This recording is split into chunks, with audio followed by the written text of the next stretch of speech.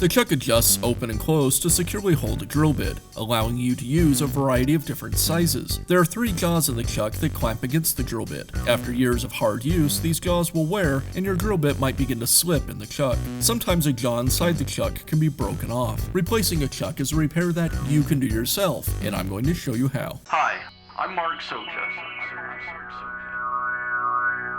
Do-it-yourself repairs like these are easier than you might think. From lawn machines to cordless drills, kitchen mixers, Outdoor grills. our how-to videos walk you through each repair from start to finish. So doing it yourself means never having to do it alone. Let's get started. I'll begin by removing the old chuck from the drill. The chuck is secured to the drill with a screw at the base of the chuck.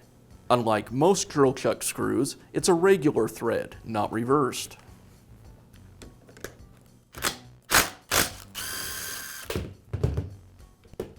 With the screw removed, now I can remove the chuck.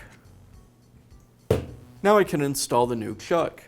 The kit includes a new chuck, washers, and a new screw. The washers in the kit are special washers. You'll notice on one side they have a fine ridge milled on them, and on the other, a coarse ridge. The coarse sides need to mate together. I'll place the washers onto the screw, and then it's ready to be installed. I'll install the chuck onto the spindle, and then secure it with the screw and washers.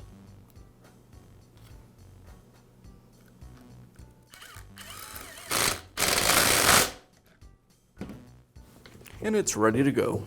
And that's all it takes to replace the chuck on your drill. Be sure to check back often for new videos and expert advice. If you found this video helpful, give us a thumbs up And leave a comment.